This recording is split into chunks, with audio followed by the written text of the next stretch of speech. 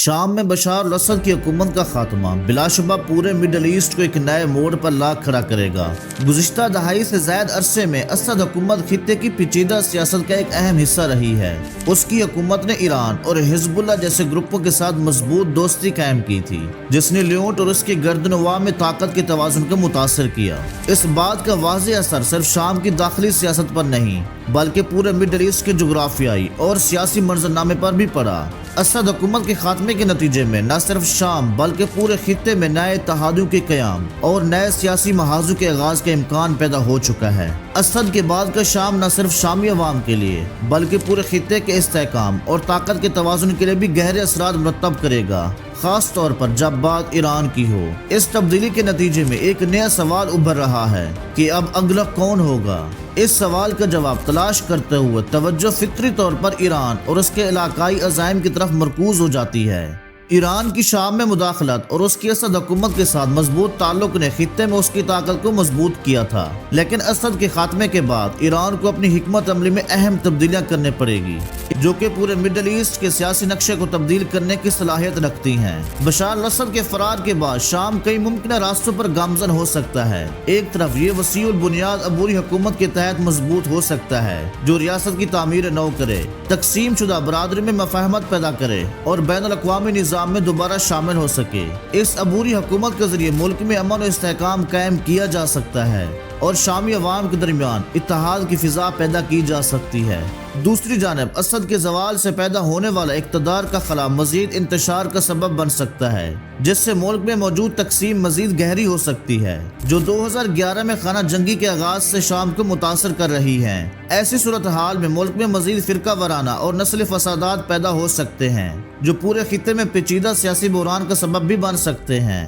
شام اب شاید کئی دھڑوں میں بھی تقسیم ہو سکتا ہے کیونکہ وہاں کئی دھڑے موجود ہیں جن میں سنی عرب دھڑے، کرد گروپ اور اسد کے وفاداروں کی باقیات شامل ہوں گی۔ ایسا منظرنامہ شام کو نیم خود مختار علاقوں کے پیچیدہ مجموعے میں تبدیل کر سکتا ہے جو عراق کی صورتحال جیسا ہوگا لیکن ممکنہ طور پر زیادہ غیر مستحکم۔ اس صورتحال میں ملک میں اقتدار کی تقسیم اور مختلف گروہوں کے مفادات کے ٹکراؤ کے باعث داخلی سیاست اور استحکام مزید پیچیدہ ہو جائے گا۔ ایسی صورتحال سے مرکزی ریاست کی یہ صلاحیت کمزور ہو جائے گی کہ وہ بیرونی طاقتوں کے لیے شراکت دار یا مخالف کا کردار ادا کر سکے۔ اس کے نتیجے میں غیر ملکی طاقتوں کے لیے اپنے اثر و رسوخ کو بڑھانے کے مزید مواقع پیدا ہوں گے اور شام کا داخلی تنازع بین الاقوامی سیاست میں مزید مداخلتوں کا سبب بن سکتا ہے۔ اس کے برعکس ایک متحدہ شام جو بین الاقوامی رہنمائی میں دوبارہ تعمیر ہو مختلف چیلنجز اور مواقع پیش کر سکتا ہے۔ ایسی تبدیلی کے لیے درکار سیاسی اثر نو ترتیب ممکنہ طور پر ایران کے اثر و رسوخ کو کمزور کرے گی کیونکہ کوئی بھی نئی حکومت اپنی قانونی حیثیت کے لیے مقامی اور بین الاقوامی شراکت داروں کے ایک وسیع اتحاد کی حمایت حاصل کرنے کی کوشش کرے گی۔ اس طرح کی حکومت کو اپنے قیام کے لیے شامی عوام کے ساتھ ساتھ عالمی سطح پر بھی تسلیم کیے جانے کی ضرورت ہوگی جو ایران کی موجودگی کو محدود کرنے میں مددگار ثابت ہو سکتی ہے۔ یہ ایک نیا سیاسی ماحول پیدا کر سکتا ہے جہاں شام کی خود مختاری اور اس کی بین الاقوامی تعلقات کی پالیسیاں زیادہ متوازن اور متعین ہوں گی۔ ایران سے دور ہوتا ہوا شام تہران کے لیے ایک بڑے سانحے جیسا دھچکا ہے جو اس کے علاقائی نیٹ ورک اور مشرقی بحیرہ روم میں طاقت کے مظاہرہ کرنے کی صلاحیت کو متاثر کرے گا۔ شام میں ایران کی شمولیت اس کے وسیع تر علاقائی حکمت عملی میں گہرائی سے جڑی تھی۔ تہران کے لیے شام میں مزاحمت کا ایک اہم اتحادی ہے جو لبنان میں حزب اللہ تک رسائی فراہم کرتا ہے اور خطے میں اسرائیلی اور مغربی اثر و رسوخ کے خلاف ایک اگلی صف کا کردار ادا کرتا ہے۔ ایران نے اسد کو فوجی مدد فراہم کر کے اور پراکسی ملیشیا کو تعینات کر کے شام میں اپنی موجودگی کو برقرار رکھنے کی کوشش کی تھی جسے وہ اپنی بقا کے لیے ضروری سمجھتا تھا۔ اسد حکومت کا زوال ایران کے علاقائی موقف کو براہ راست خطرے میں ڈال دے گا۔ دمشق میں ایک دوستانہ حکومت کے بغیر تہران کی حزب اللہ تک اپنی سپلائی لائنز برقرار رکھنے کی صلاحیت خطرے میں پڑ جائے گی۔ مزید یہ ہے کہ ایران کے علاقائی حریف خاص طور پر سعودی عرب اور اسرائیل اسد حکومت کے زوال کو تہران کے اثر و رسوخ کو مزید کمزور کرنے کے موقع پر دیکھیں گے۔ اس نقصان کے علامتی اور عملی اثرات ایران کے مخالفین کو یہ حوصلہ بھی دے سکتے ہیں کہ وہ اس کے خلاف علاقائی عزائم کو محدود کرنے کے لیے مزید جارحانہ اقدامات اٹھائیں۔ اسد حکومت کی غیر مستحکم صورتحال کو طویل عرصے سے ایران کا مقابلہ کرنے کی ایک وسیع تر علاقائی حکمت عملی کے تناظر میں دیکھا گیا۔ اس تناظر میں اسد حکومت کا زوال جغرافیائی سیاسی مقابلے کے اگلے مرحلے کے لیے زمین ہموار کر سکتا ہے، جہاں ایران بنیادی ہدف بن سکتا ہے۔ کئی عوامل اس منظرنامے کو قابل عمل بناتے ہیں۔ اسد کے بعد کا شام ایران کی علاقائی تنہائی کو تیز کر سکتا ہے۔ اگر شام ایران کا ساتھی باقی نہ رہے تو تہران کی لیونٹ میں طاقت کے مظاہرے کی صلاحیت شدید طور پر کمزور ہو جائے گی۔ یہ ایران کے علاقائی مخالفین کو ان کے فائدے کو بڑھانے کی ترغیب دے گا، چاہے وہ فوجی ذرائع سے ہو، اقتصادی پابندیوں کے ذریعے یا خفیہ کارروائیوں کے ذریعے۔ امریکہ اور اسرائیل نے ہمیشہ ایران کو خطے میں سب سے اہم طویل المدتی خطرہ سمجھا ہوا ہے۔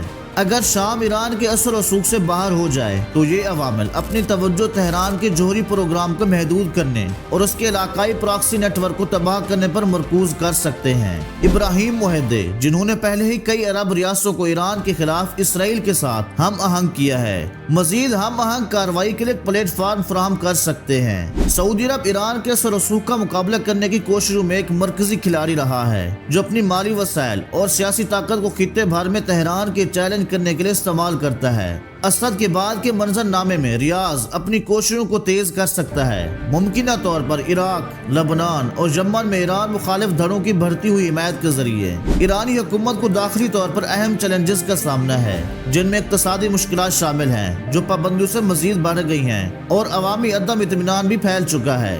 شام کا نقصان ایرانی حکومت کی اس کے علاقائی عزائم کے گرد قومی جذبات کو اکٹھا کرنے کی صلاحیت کو کمزور کر سکتا ہے، جس سے داخلی سطح پر حکومت کے لیے مزید عدم استحکام پیدا ہوگا۔ اسد کے بعد شام میں تبدیلی کا مڈل ایسٹ پر گہرا اثر پڑے گا۔ ترکی کے لیے اسد کے بعد کا شام مغربی اتحادیوں کے ساتھ کشیدگی کو کم کر سکتا ہے اور پناہ گزینوں کا بوجھ بھی کم کر سکتا ہے، مگر یہ کرد خواہشات کو مزید حوصلہ دے سکتا ہے، جو انقرہ کی داخلی اور علاقائی پالیسی کو پیچیدہ بنا دے گا۔ اسرائیل کے لیے اسد حکومت کا زوال ممکنہ طور پر ایک فتح کے طور پر دیکھا جائے گا، کیونکہ یہ ایران کے اسٹریٹجک گہرائی کو کمزور کر دے گا اور حزب اللہ کی آپریشنل صلاحیت کو محدود کر دے گا، لیکن یہ نئے سیکورٹی چیلنج بھی پیدا کر سکتا ہے۔ اگر انتہا پسند گروہ شام میں ایک منقسم ماحول میں اپنی موجودگی بڑھا لیں، عرب ریاستیں خاص طور پر سعودی عرب اور متحدہ عرب امارات ممکنہ طور پر ایران کے چھوڑے گئے خلا کو پر کرنے کی کوشش کریں گی، دوستی کے دھڑوں کی حمایت کریں گی اور شام کی تعمیر نو میں سرمایہ کاری کر کے اسے اپنے دائرہ اثر میں شامل کرنے کی کوشش کریں گی۔ اسی دوران اسد کے بعد کے شام میں روس کا کردار اہم رہے گا۔ اس نے اسد حکومت کو سہارا دینے میں بھاری سرمایہ کاری کی اور ماسکو اپنے اسٹریٹجک اور اقتصادی مفادات کے محفوظ رکھنے کے لیے بھی کام کرے گا، ممکنہ طور پر عبوری سیٹ اپ میں ثالث کا کردار ادا کرے۔ فی الحال یہ پیش گوئی کرنا مشکل ہے کہ امریکہ کیا کرے گا، کیونکہ ٹرمپ پہلے ہی کہہ چکے ہیں کہ وہ شام کے معاملات میں مداخلت نہیں کرنا چاہتے۔ اسد اور خطے کے لیے ٹرمپ کا نقطہ نظر اس کی سب سے پہلے امریکہ پالیسی کی عکاسی کرتا ہے، جس میں غیر ملکی تنازعات میں امریکی مداخلت کو کم کرنے پر زور دیا گیا تھا، جبکہ تصور کیے جانے والے حریفوں کے خلاف ایک مضبوط موقف برقرار رکھا گیا۔ ٹرمپ نے شام سے امریکی فوجوں کے انخلاء کی حمایت کی، خاص طور پر ان علاقوں میں جہاں داعش کو بڑی حد تک شکست ہو چکی تھی، اور اسے ہمیشہ کی جنگوں کے خاتمے کے طور پر پیش کیا۔ اس کی پہلی انتظامیہ نے ایک ہی وقت میں ایرانی اثر و رسوخ کا مقابلہ کرنے کی کوشش کی، ایران پر پابندیاں عائد کرنے اور شام میں ایران کی حمایت یافتہ ملیشیا کو مخصوص فوجی حملوں کے ذریعے ہدف بنا کر ان کے اثر و رسوخ کو کمزور کیا۔ ٹرمپ نے اسرائیل اور سعودی عرب جیسے علاقائی کرداروں کے ساتھ امریکی اتحادیوں کو ترجیح دی، ایران کے خلاف ان کی پوزیشنوں کو مضبوط کیا، جبکہ شام میں ریاستی تعمیر کی کوششوں سے خود کو الگ کر لیا۔ اس کی مخروط حکمت عملی نے خطے کو امریکی فوج میں موجودگی میں کمی لیکن اقتصادی اور سیاسی دباؤ میں اضافے کے ساتھ چھوڑا، جس کے نتیجے میں اسد کے بعد کے منظرنامے میں متنازع اثر و رسوخ اور غیر یقینی صورتحال کا ایک ورثہ پیدا ہو سکتا ہے۔ اسد کے بعد شام کا امکان مڈل ایسٹ کے لیے ایک موقع اور غیر یقینی صورتحال دونوں کی نمائندگی کرتا ہے، لیکن خاص طور پر ایران کے لیے اسد کا زوال ایک میجر سیٹ بیک ہے، جس کے علاقائی عزائم پر دور رست اثرات مرتب ہوں گے۔ وسیع تر خطے کے لیے یہ اثر و رسوخ اور استحکام کی جاری جدوجہد میں ایک اہم موڑ ثابت ہو سکتا ہے۔ جیسے جیسے اگلا کون ہے کا سوال تہران کو ہدف بناتا جا رہا ہے، عالمی برادری کو عبوری عمل کو احتیاط سے نیویگیٹ کرنا ہوگا تاکہ یہ غیر ارادی طور پر عدم استحکام کو مزید بڑھا نہ دے۔ یا نئے خطرات کو تقویت نہ پہنچائے۔ اسد کے بعد کے مڈل ایسٹ کے چیلنجز اور مواقع کو حل کرنے کے لیے باریک بینی سے کی جانے والی حکمت عملی کی ضرورت ہوگی جو ایران پر دباؤ کو متوازن کرے اور شام اور اس کے باہر جامع حکومت سازی اور پائیدار امن کے لیے کوششوں کو فروغ دے۔ ہمیں امید ہے کہ آپ کو آج کی یہ ویڈیو پسند آئی ہوگی۔ اگر آپ کو یہ ویڈیو اچھی لگی ہے تو ہمارے چینل کو سبسکرائب کریں اور اپنی رائے نیچے کمنٹس میں ضرور دیں۔ پھر ملیں گے ایک اور دلچسپ ویڈیو کے ساتھ، تب تک کے لیے اجازت دیجیے۔ اللہ حافظ۔